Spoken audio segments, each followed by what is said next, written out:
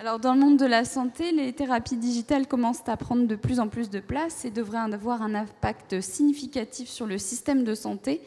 Mais que recouvrent exactement ces thérapies digitales? Quels en sont les usages et comment évaluer également leur efficacité? Pour répondre à ces questions, nous accueillons donc Mathilde Pasco, associée PMO Santé numérique et affaires publiques à Tech2Med, et le professeur Philippe Raveau, directeur du Centre d'épidémiologie clinique de l'Hôtel-Dieu, qui fait partie de la PHP. Donc nos deux intervenants vont nous faire chacun leur tour une présentation.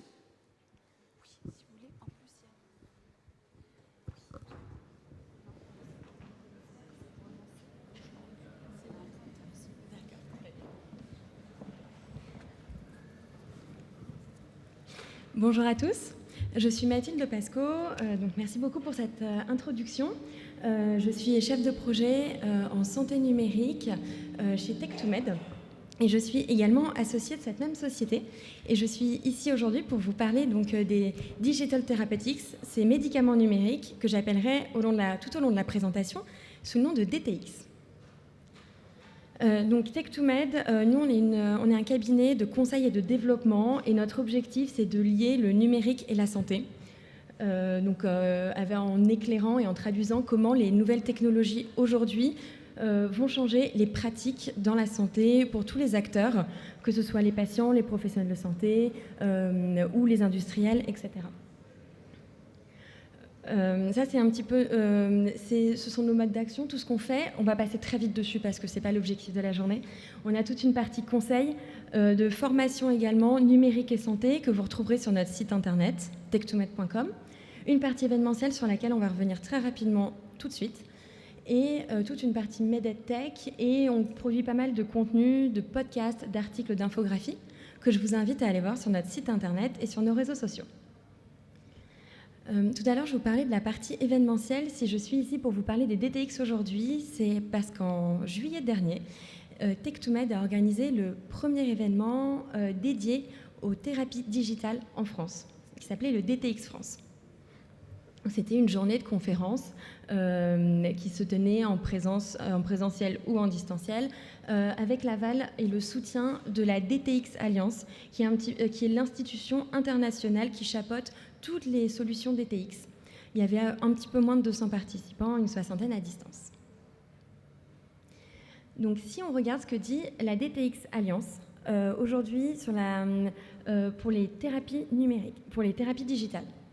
Donc Megan Coder, aujourd'hui, elle est à la tête de la DTX Alliance et il faut rappeler que toutes les solutions digitales ne sont pas thérapeutiques. C'est-à-dire qu'on va trouver plein de logiciels au quotidien pour le professionnel de santé, de gestion de données, tout ce qui est clinique et support, des applications de bien-être également pour le patient, des applications de diagnostic pour aider au diagnostic ou à la télésurveillance. Les thérapies digitales, ce n'est pas ça, ce sont réellement des applications qui ont pour but de guérir un trouble pathologique ou une pathologie. Donc ça se trouve dans la dernière catégorie. Si on reprend la définition qui est donnée par la DTX Alliance, donc en anglais, la traduction pourrait être celle-ci. Ce sont des traitements scientifiquement validés sous forme de solutions numériques, que ce soit donc des applications mobiles, des dispositifs connectés, mais aussi des casques de réalité virtuelle, pourquoi pas, qui vont agir pour prévenir, gérer ou traiter un trouble médical ou une maladie, une pathologie. Donc ça ressemble quand même un petit peu à la définition du médicament, en quelque sorte, donnée par la NSM. Ces thérapies sont utilisées donc indépendamment ou en lien avec des médicaments ou d'autres thérapies. On va donc avoir des médicaments, on va avoir des thérapies qui vont être là pour remplacer un médicament, typiquement dans des aires thérapeutiques où il n'y a pas forcément de traitement médicamenteux proposé. D'autres thérapies digitales, en revanche, vont être proposées en complément d'un traitement médicamenteux de base. Lorsqu'on conçoit un produit DTX, il y a certains principes fondamentaux que le produit doit respecter. Donc notamment toute cette première partie de définition qu'on vient de voir ensemble, c'est effectivement devoir prévenir, gérer ou traiter un trouble pathologique ou une pathologie. Ensuite, évidemment, on parle de thérapie digitale, donc ce qui sous-entend qu'il y a une partie logicielle, digitale, numérique derrière ces solutions. Si on s'adresse à des patients, il faut s'assurer que, évidemment, on ait utilisé les meilleures pratiques pour tout ce qui est conception, fabrication et qualité, pour garantir l'efficacité et la sécurité du produit derrière. Le gros intérêt également de ces solutions digitales, c'est qu'on va faire intervenir le patient tout au long du processus de construction de ces thérapies digitales pour des questions de user experience, pour s'assurer d'une meilleure observance, etc. Et si évidemment ce sont des patients qui utilisent ces solutions, on parle nécessairement de données patients, donc qui peuvent être potentiellement collectées sur ces différentes applications et logiciels. Donc il faut pouvoir garantir la protection de la vie privée et la sécurité des données de ces patients. Enfin, au cours de quand le patient va utiliser cette application, au fur et à mesure, comme ce sont des solutions qui sont numériques, ce ne sont pas tout à fait comme des médicaments où où le médicament va être validé et le jour où il arrive sur le marché, c'est exactement le même. Dans le cas de thérapie digitale, là, il peut y avoir des évolutions, soit de design, mais surtout des mises à jour, comme sur vos applications que vous utilisez sur vos téléphones, tout simplement pour garantir la sécurité, des cyberattaques contre les virus, etc. L'objectif de ces solutions, c'est de traiter ou prévenir des troubles, l'objectif, c'est réellement se positionne comme vouloir remplacer presque en quelque sorte un médicament. Il y a des études cliniques qui doivent être robustes, construites, qui soutiennent la mise sur le marché, qui appuient la mise sur le marché de ce type de solution. Et ensuite, évidemment, comme tout dispositif médical, il doit suivre tout un processus d'autorisation par les autorités réglementaires. Et après, évidemment, lorsque vous mettez une solution sur le marché, il faut s'assurer que les allégations pour lesquelles vous l'avez mise sur le marché soient utilisées dans les mêmes conditions. Donc pour le moment, c'est un tout petit peu vaste ce que je vous ai dit. Concrètement, sur quelles aires thérapeutiques aujourd'hui on voit beaucoup de DTX. Donc, quand on dit qu'en France, la santé mentale, c'est le parent pauvre de la médecine, en réalité, c'est une plutôt bonne nouvelle pour les DTX puisque la majeure partie des solutions aujourd'hui se trouvent dans la santé mentale et les troubles du comportement, tout ce qui est addiction, épilepsie, troubles, syndrome Parkinson, etc., dépression, énormément. Là, on retrouve beaucoup d'applications, beaucoup de solutions DTX. Beaucoup également dans le diabète, dans tout ce qui est troubles métaboliques et obésité, et ensuite un petit peu moins pour le moment en France, mais en tout cas sur le marché international, tout ce qui est cardiologie et système circulatoire. Voilà. Si on se replace en France, aujourd'hui il y a deux solutions qui sont particulièrement intéressantes à suivre. La première, c'est MoveCare. Elle se revendique comme la première thérapie digitale remboursée par l'assurance maladie. MoveCare, c'est une solution qui est proposée pour les patients atteints de cancer du poumon. Et c'est un questionnaire qui est envoyé de manière hebdomadaire aux patients, que ce soit via l'infirmière coordinatrice de soins, soit par mail ou par appel, et un questionnaire auquel le patient répond toutes les semaines. Cela permet de repérer de manière très précoce les rechutes et les effets indésirables des médicaments. Donc tout ça permet de détecter de manière plus précoce et donc d'éviter des réhospitalisations. Aujourd'hui, donc MoveCare est disponible sur le marché et remboursé. Le second, c'est Deprexis, qui est commercialisé en France par Ethypharm Digital Therapy, et qui est une solution pour les pour les personnes atteintes de troubles de dépression légère. Donc en 2021, la CNEDIMS a jugé que Deprexis était inéligible à ce moment-là pour une prise en charge. Et après de nouvelles études cliniques et des nouvelles données, voilà, le CNEDIMS a finalement émis un avis qui était favorable cette fois-ci pour un remboursement dans une indication très précise, qui est celle de la psychothérapie numérique complémentaire à la prise en charge conventionnelle pour patients adultes souffrant d'épisodes dépressifs caractérisés légers exclusivement. Si on regarde les moyens d'accès au marché de ces solutions, c'est L'idée, c'est de fonctionner un petit peu comme un dispositif médical. Aujourd'hui en France, on attend pas mal de décrets qui devraient arriver. Donc soit on fait le choix de fonctionner comme un dispositif médical avec une inscription en LPPR, soit il y a 4 différents forfaits pour accéder au marché, qui sont des dispositifs médicaux.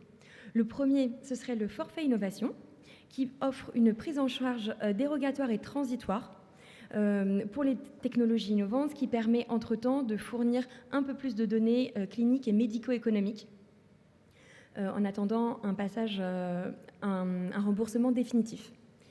Ensuite, on a l'article 51 de la loi de financement de la sécurité sociale, qui est plutôt un allègement des contraintes réglementaires dans un cadre très particulier. Et ensuite, vous connaissez certainement l'article 54 du programme ETAP, qui là est plus pour de la télésurveillance sur des pathologies très précises. Et si aujourd'hui vous regardez le PLFSS 2023, vous le trouverez sous le nom d'article 36. Et on attend quelques décrets d'ici 2023 pour un peu plus de précision. Et le dernier, c'est l'article 165 du Code de la sécurité sociale qui offre également une prise en charge précoce et temporaire, donc par l'assurance maladie, pour des indications très précises, ce qui permet le temps, ce qui donne un petit peu plus de temps également pour fournir et créer des données cliniques et médico-économiques. Ceci qu'on appelle une PK pour prise en charge anticipée. Donc aujourd'hui, si on regarde un petit peu ce qui s'est passé sur les dernières années en France, notamment avec les laboratoires qui commencent à s'intéresser réellement à ces nouvelles solutions et aux opportunités qu'elles peuvent apporter avec elles, le premier dans la matière, ça a été Sanofi en 2011 avec sa solution Diabeo, que Sanofi a soutenue. Ensuite, en 2019, Servier s'est cette fois-ci lancé avec la société WeHealth et on a vu apparaître également la start-up Lucine, qui est dans la gestion de la douleur. En 2021, c'était l'année de MoveCare et du remboursement de MoveCare. Et 2022, donc là, nous venons d'en parler avec la solution Deprexis de Etipharm. Voilà, et désormais, la voie est donc ouverte en 2023 pour qui voudra tenir l'affiche. Voilà, je vous remercie pour votre attention.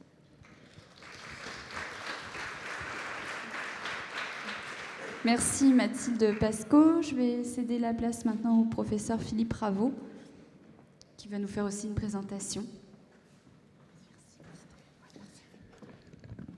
Merci beaucoup.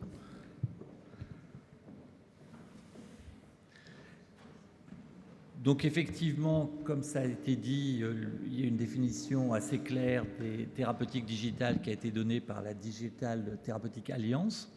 En fait, ces thérapeutiques digitales, elles utilisent fréquemment des capteurs externes ou implantés, des dispositifs portables et des outils d'intelligence artificielle.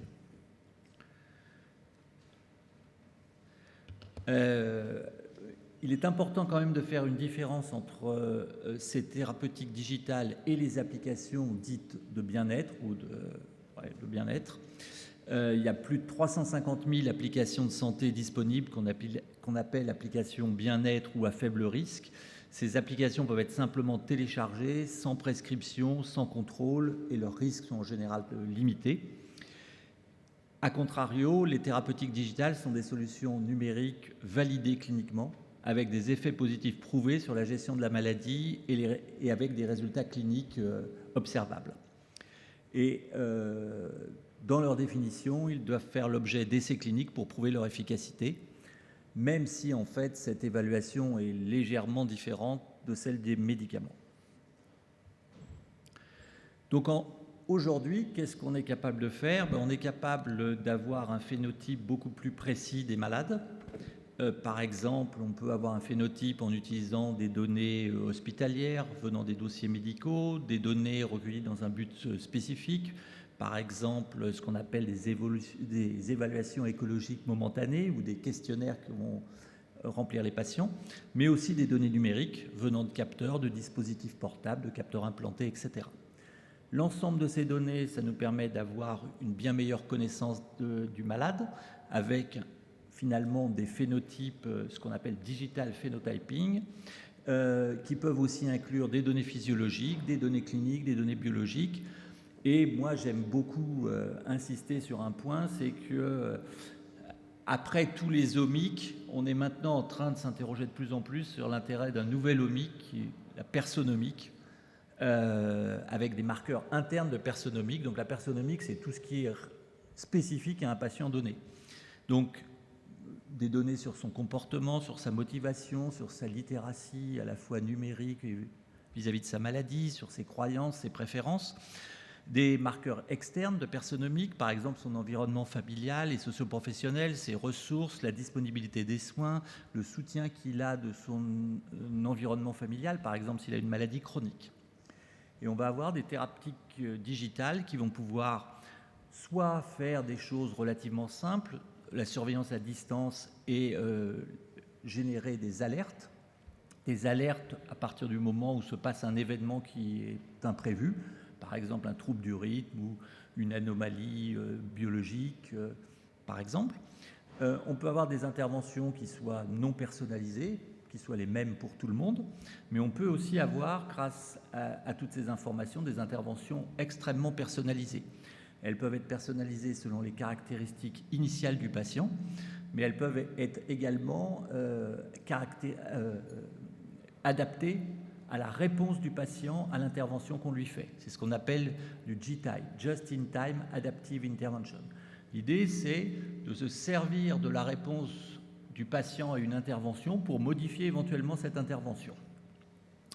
Je vais prendre un exemple simplissime. Si vous avez des applications digitales qui vous donnent des informations sur votre nombre de pas, eh bien, vous pouvez simplement dire attention, il faut faire 10 000 pas par jour. Vous pouvez avoir des systèmes beaucoup plus sophistiqués qui vont essayer de vous inciter à augmenter ce nombre de pas ou réduire ce nombre de pas en fonction de la situation où vous êtes.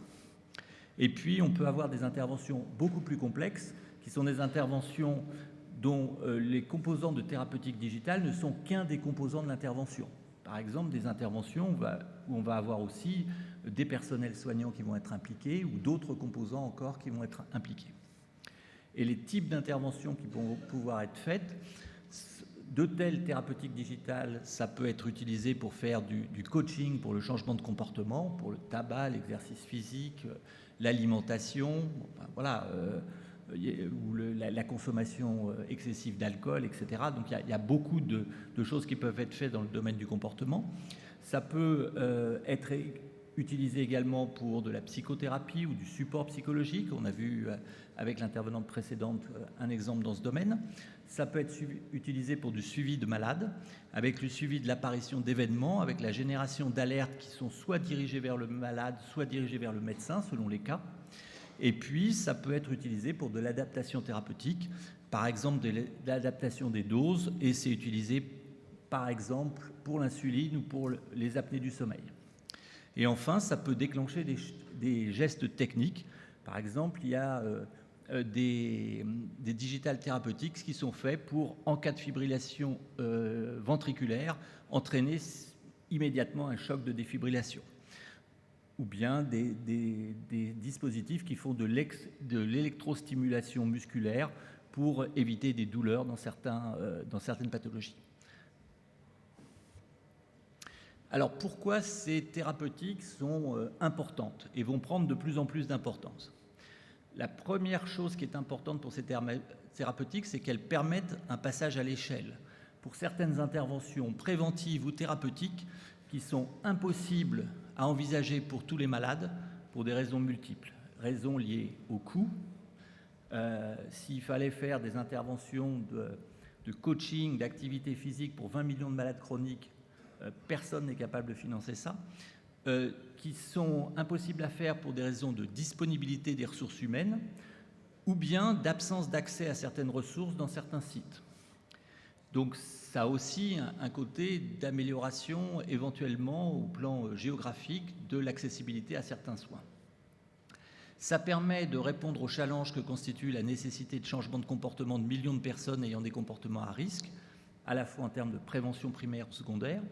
Ça permet d'assurer un suivi permanent à distance à coût faible de certains malades permettant de prendre des décisions thérapeutiques. et ça permet d'améliorer certaines interventions. Alors pourquoi améliorer certaines interventions? Ça peut améliorer ces interventions soit en les standardisant, avec une réduction de la variabilité des interventions effectuées afin qu'elles soient plus proches de l'intervention d'efficacité démontrée, mais aussi en les personnalisant, avec une adaptation, comme on l'a vu, aux caractéristiques soit de l'individu ou bien à sa réponse à ces interventions. Le nombre de digital therapeutics approuvés par la FDA au 1er novembre 2021, c'était à peu près une soixantaine, et ce nombre, il augmente très régulièrement. Donc on voit qu'il y en a beaucoup dans le domaine du cardiovasculaire, un peu dans le domaine de l'anesthésie, et puis un peu dans le domaine de la neurologie. On a regardé un peu celles qui utilisaient des adaptations thérapeutiques dans le cadre de Just-in-Time Adaptive Intervention. On a trouvé 38 dispositifs approuvés par la FDA entre 2019 et 2021. La plupart de ces dispositifs sont des dispositifs dits de classe 2, et puis 2 sur 38 sont des dispositifs de classe 3. C'était le cas en particulier pour ces défibrillations automatiques en cas de fibrillation ventriculaire. Donc c'est assez fréquemment utilisé dans des pathologies cardiaques, dans des pathologies diabétiques. C'est GTI. Il y a un monitoring continu des données dans 46% de ces applications à peu près. Et les interventions sont des interventions soit de type alerte, dans 71% des cas, soit de type modification du traitement, dans 18% des cas, ou bien alerte et traitement, dans 8% des cas. Donc, une des difficultés, c'est l'évaluation de ces digital therapeutics. Alors, fréquemment, on parle de software as a medicine or software as a medical device. On essaye de se rapprocher de cadres conceptuels qu'on connaît bien. Bien sûr, il doit y avoir une cohérence entre le cadre méthodologique des évaluations d'intervention thérapeutique. On a beaucoup d'évaluations d'intervention thérapeutique dans le domaine de la santé. Il n'y a pas tellement de raisons que ces digital therapeutics sortent de ce cadre général d'évaluation thérapeutique. Donc, on doit avoir la même philosophie que l'évaluation du médicament ou des devices, et ça doit reposer donc sur des essais cliniques. Néanmoins, il ne faut pas oublier qu'il s'agit d'interventions non pharmacologiques. Et donc, il y aura d'autres spécificités par rapport à ce qu'est une intervention pharmacologique classique. C'est plus compliqué quand même d'avoir un outil de ce type qu'un comprimé 3 fois par jour, quoi. Donc, il faut être conscient de ça. L'évaluation de la validité technique des algorithmes qui sont utilisés est absolument indispensable, mais est totalement insuffisante. C'est-à-dire que fréquemment, des gens s'arrêtent à cette phase, et ça, c'est totalement insuffisant. Il faut avoir des résultats cliniques lors de l'évaluation de ces digital therapeutics. Parfois, l'outil digital n'est qu'un composant d'une intervention plus complexe, et là, dans ce cas-là, on est dans le cadre de l'intervention de l'évaluation d'une intervention complexe. Enfin, il n'y a pas de raison de considérer a priori que ces outils ne peuvent pas avoir ne peuvent avoir que des effets positifs. Donc, il faut aussi évaluer les risques d'effets secondaires. Et c'est quelque chose qu'on sait assez mal faire et qu'on fait assez rarement pour tous les outils digitaux et de manière générale pour les devices en France et de par le monde. En termes de spécificité, une des spécificités, c'est que le nombre d'outils à évaluer va être probablement beaucoup plus important. On pourrait imaginer qu'on a plusieurs milliers d'outils de ce type à évaluer, alors qu'on a 40 ou 50 médicaments qui sont mis sur le marché par an dans le monde. Donc comment on fait pour passer on évalue difficilement et avec beaucoup d'argent 40 à 50 médicaments dans le monde à on va évaluer des digital therapeutics qui seront dans un nombre infiniment supérieur. Donc il y a nécessité aussi de repenser les méthodes et de conserver des méthodes aussi robustes que pour les médicaments, mais probablement un peu moins coûteuses parce que autrement ça sera infaisable en pratique. Alors, une des spécificités aussi de ces outils, c'est que les données recueillies par les outils digitaux peuvent être un outil de mesure de l'efficacité de l'intervention et parfois faciliter l'intervention, c'est-à-dire qu'ils peuvent générer eux-mêmes les données qu'on va utiliser pour les évaluer. Une des grosses difficultés de ces outils, ça a été déjà dit un petit par l'intervenante précédente, c'est le caractère évolutif de certains des algorithmes. Lorsqu'on a des méthodes d'intelligence artificielle qu'on appelle apprenantes, donc qui posent des problèmes. Le fait d'avoir ces méthodes d'intelligence artificielle, donc avec un apprentissage permanent qui modifie en fait l'algorithme, eh bien c'est un problème méthodologique et actuellement totalement non résolu. La seule chose qu'on peut imaginer dans ce cadre, c'est de réévaluer à intervalles réguliers l'impact de ces outils. Donc avoir une espèce d'évaluation dynamique de ces traitements digitaux. Et dernier point, il y a des problèmes de généralisabilité des résultats à d'autres populations qui sont probablement beaucoup plus importants que pour les médicaments. La composante humaine en particulier dans la personnomie qui a une influence considérable pour les modifications de comportement. Donc voilà, ce n'est pas tout à fait la même chose qu'évaluer un médicament. Et puis le dernier point, c'est que on a besoin aussi de beaucoup réfléchir à l'écosystème qu'on aura à la fin, quoi.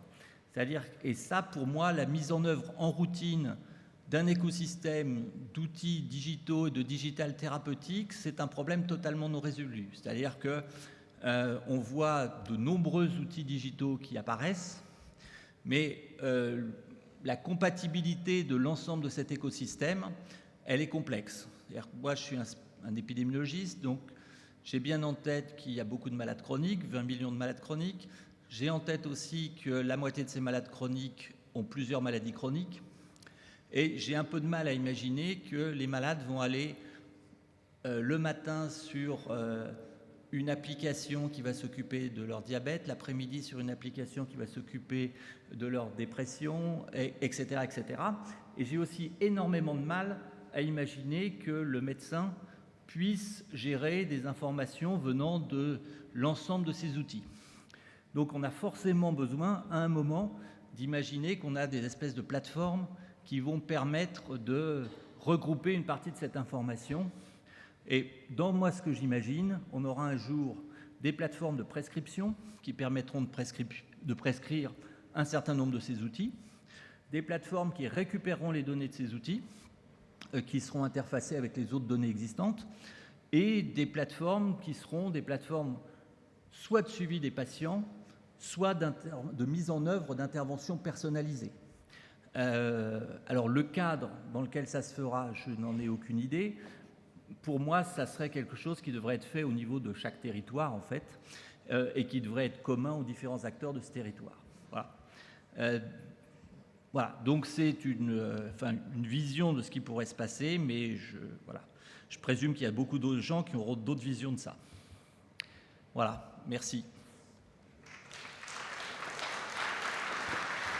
Merci beaucoup, professeur Philippe Raveau. Je ne sais pas s'il y a des questions dans la salle pour nos deux intervenants sur les thérapies digitales.